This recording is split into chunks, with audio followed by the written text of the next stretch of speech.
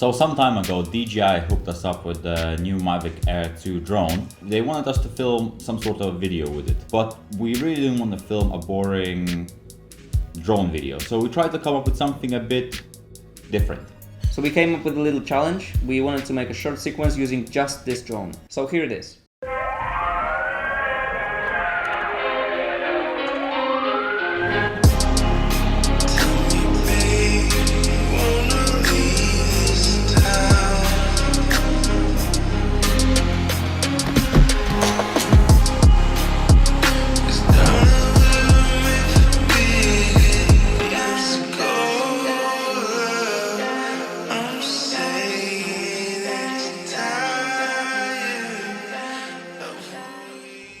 So all the shots that you just seen in a short film were filmed by the DJI Mavic Air 2 with one fully charged battery.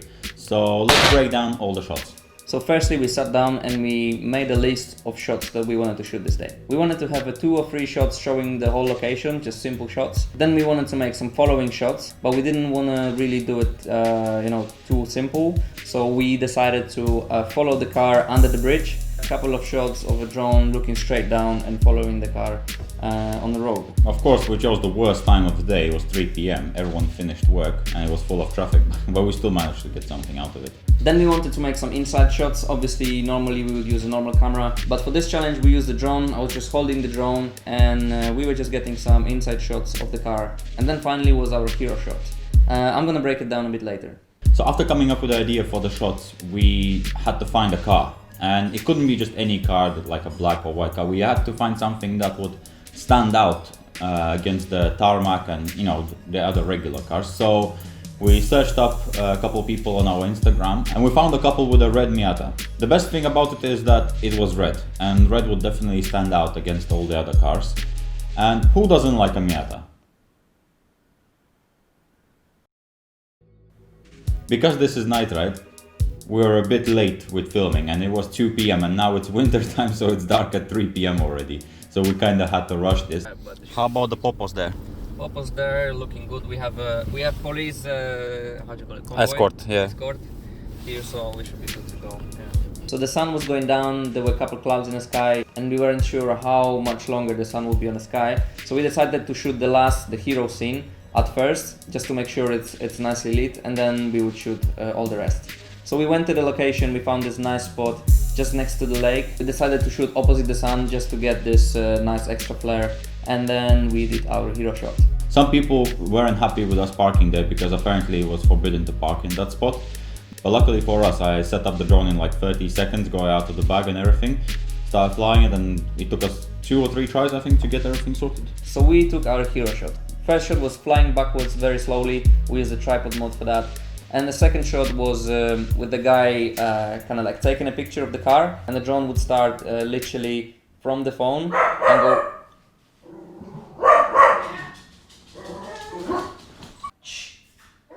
Miodoże. And we wanted to fly the drone straight, like from literally almost touching the phone, all the way back, all the way high, just to show the whole location, but starting from like a phone. For this one we used the sport mode. We could fly really close to the phone and then fly back very high. And then in post I merged 2 of those shots. This location that we shot in was very good because right next to it there was a very nice bit of road. It's very narrow and on both sides there's a bit of lake. So we thought we might as well try to... Nice one, Maggie. So we thought we might as well try to do a shot there. We did one top-down shot and then Damian went all the way to the end of the road, turned around and came back, and we did like a pretty much a 45-degree angle following shot. Yeah, we were trying to follow the car, but there was we told him to go slowly, like 40 kilometers an hour, but there was this big white van going just behind him, and he was really like on the bumper, and he was revving like he wanted to race or something. We still managed to get something out of it, but that's why we still went to another location to get a bit of a different shot. It took us 3 attempts to get a under the bridge shot.